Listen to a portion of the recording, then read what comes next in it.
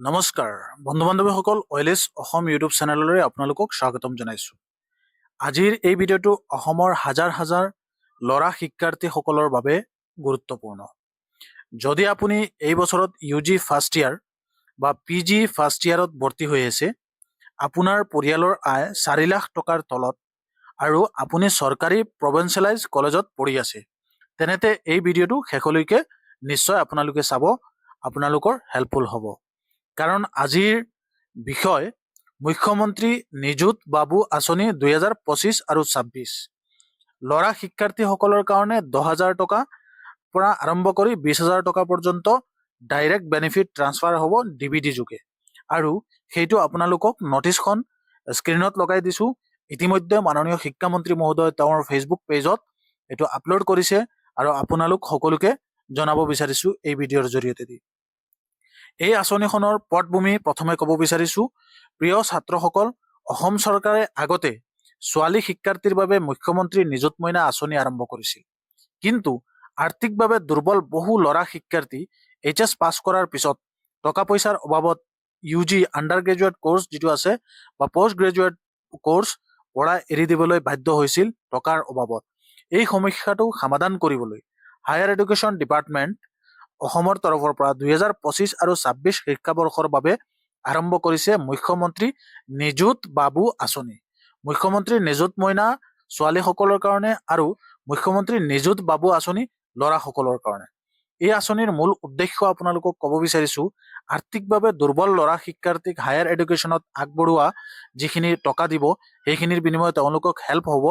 অসমত gross enrolment ratio' যিটো আছে সেইটো বৃদ্ধি কৰা, UG আৰু PG স্তৰত ড্ৰপ আউট কমোৱা আৰু gender balance NEP 2000 national education policy 2020ৰ যিটো লক্ষ্য আছে সেইটো পূৰণ কৰা।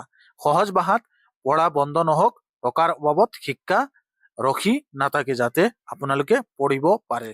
গতিকে এইটো এটা সুবৰ্ণ সুযোগ আপোনালোক সকলোৰ কাৰণে শিক্ষামন্ত্ৰী মহোদয় জনাইছে আৰু মাননীয় মুখ্যমন্ত্ৰী মহোদয় বাবু আঁচনিৰ বিষয়ে কেইদিন আগত আপোনালোকক কৈছিল, সেই বিষয়ে আপোনালোকক ভিডিঅ' বনাইছিলোঁ। এই আঁচনিখন পাব কোনে?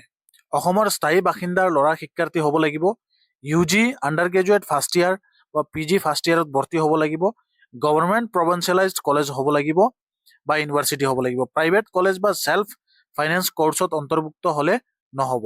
পৰিয়ালৰ বছৰিক আয় 4 লাখৰ তলত আৰু ৰেগুলাৰ ষ্টুডেণ্ট হ'ব লাগিব, ইৰেগুলাৰ ষ্টুডেণ্ট হ'লে নহ'ব। ইয়াৰ কাৰণে ডিচিপ্লিন অত্যন্ত জৰুৰী, যেনে ৰেগিং, চিটিং, মিছকণ্ডাক্ট এইবোৰ কৰিলে আঁচনি বাতিল হ'ব পাৰে। গতিকে এই নটিচখনত ধুনীয়াকৈ আপোনালোক সকলোকে দিয়া আছে, আপোনালোকে চাবলৈ পাইছে। আৰু ডাইৰেক্ট পঢ়িবৰ কাৰণে আপোনালোকে শিক্ষামন্ত্ৰী মহোদয়ৰ ফেচবুক পেজত গৈ নটিচখন বা যি কপিখন দিয়া হৈছে চৰকাৰী হিচাপে জাননী, সেইখন আপোনালোকে পাই যাব। ইয়াৰ কাৰণে যোগ্যতা কি? এইটো বিশেষ গুৰুত্বপূৰ্ণ অংশ। সাধাৰণ যোগ্যতা, ল'ৰা শিক্ষাৰ্থী হ'ব লাগিব, অসমৰ স্থায়ী বাসিন্দা হ'ব লাগিব আৰু আয় 4 লাখৰ তলত হ'ব লাগিব। UG বা PG ফাৰ্ষ্ট ইয়াৰত ৰেগুলাৰ ষ্টুডেণ্ট হ'ব লাগিব। এইখিনি এলিজিবিলিটি ৰিকুৱাৰমেণ্ট, এইখিনি আপোনালোকে চাই ল'ব। কোনে নাপায় এই আঁচনিটো? UG মেৰিড ষ্টুডেণ্টসকলে নাপায়, এলিজিবল নহয়। আৰু বাণীকান্ত কাকতি মেৰিড এৱাৰ্ডৰ স্কুটাৰ পোৱা শিক্ষাৰ্থীসকলেও নাপায়। আৰু PG ষ্টুডেণ্টে যিয়ে CM জীৱন প্ৰেৰণা স্কিম লয়, তেওঁ এই আঁচনিৰ কাৰণে এলিজিবল নহ'ব। সুবিধা দুটা একেলগে নহয়, এটাই ল'ব লাগিব। কিমান টকা পাব এই আঁচনিটোৰ জৰিয়তে দি? এইটো হ'ল গুৰুত্বপূৰ্ণ বিষয়। এইখিনিতে সকলোকে মনোযোগ দি পেলাই আপোনালোকে শুনিব। UG ফাৰ্ষ্ট ইয়াৰৰ ষ্টুডেণ্ট 1000 প্ৰতিমাহে, বছৰৰ সৰ্বাধিক 10 মাহ আপোনালোকে পাব, মুঠ 10,000 প্ৰতি বছৰত পাব এই আঁচনিৰ জৰিয়তে দি, যিবিলাকে ডিগ্ৰী পঢ়ি আছে, UG পঢ়া ছাত্ৰসকলে। আৰু PG HS first year student, post গ্ৰেজুৱেটৰ যিবিলাক ফাৰ্ষ্ট ইয়াৰৰ ষ্টুডেণ্ট আছে, তেওঁলোকে 2000 প্ৰতিমাহে পাব, বছৰৰ সৰ্বাধিক 10 মাহ, মুঠ 20,000 টকা প্ৰতি বছৰত পাব তেওঁলোকে। ছামাৰ ভেকেশ্যনৰ বাবে 1 মাহতকৈ বেছি বন্ধত টকা নাপায় ছামাৰ ভেকেশ্যনৰ কাৰণে, ছেম যেনেকা নিযুত মইনা আঁচনিত বা ছেম তেনেকা আপোনালোকেও পাব। আবেদনৰ পদ্ধতি মেথডখিনি আপোনালোকক কৈ দি আছোঁ। এই আঁচনিখনৰ আবেদনটো আপুনি একেলগে এপ্লাই কৰিব লাগিব। প্ৰচেছখিনি আপোনালোকক কৈ আছোঁ। শিক্ষাৰ্থীয়ে নিজৰ তথ্য সঠিকভাৱে দিব লাগিব। কলেজ প্ৰিন্সিপালৰ ৰেজিষ্টাৰে তথ্য ভেৰিফাই কৰিব আৰু তথ্য স্মাৰ্ট পৰ্টেলত আপলোড হ'ব। ইনকাম চাৰ্টিফিকেট বা ৰেচন কাৰ্ড প্ৰয়োজন হ'ব, যিকোনো এখন হ'লেই হ'ব। কলেজৰ নডাল অফিচাৰ নডাল টিচাৰ নিযুক্তি কৰি দিয়া হ'ব এই বিষয়ে, আৰু ড্ৰপ আউট হ'লে সুবিধা বন্ধ হ'ব। এইখিনি আপোনালোকে চাই লওক। পেমেণ্ট কেনেকৈ পাব? ডাইৰেক্ট বেনিফিট ট্ৰান্সফাৰ ডিবিটি যোগে প্ৰত্যেক মাহে শিক্ষাৰ্থীৰ বেংক একাউণ্টত যাব।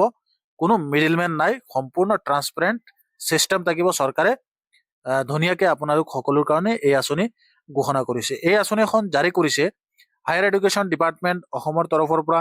ডিজিটেলি চাইন কৰা doctor Narayan Konwar sir, commissioner and secretary, তেওঁৰ ফালৰ পৰা সম্পূৰ্ণ গভৰ্ণমেণ্ট এক্সিকিউটিভ অৰ্ডাৰ অনুসৰি এই যিটো খবৰ আপোনালোক সকলোকে কৈ দি আছো, আপোনালোকে চাই ল'ব।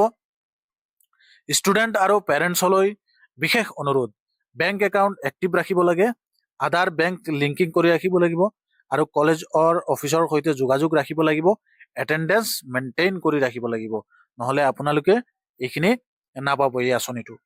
প্ৰিয় ছাত্ৰসকল, এই মুখ্যমন্ত্ৰী নিযুত বাবু আঁচনি যিটো আছে কেৱল এটা আঁচনি নহয়, ই বহু ল'ৰা শিক্ষাৰ্থীৰ ভৱিষ্যত সুৰক্ষাৰ এক ডাঙৰ সুযোগ। যদি এই তথ্য উপকাৰী লাগিব, ভিডিঅ'টো লাইক শ্বেয়াৰ কৰিব আৰু OLS অসম ইউটিউব চেনেলটো ছাবস্ক্ৰাইব কৰিবলৈ নাপাহৰিব।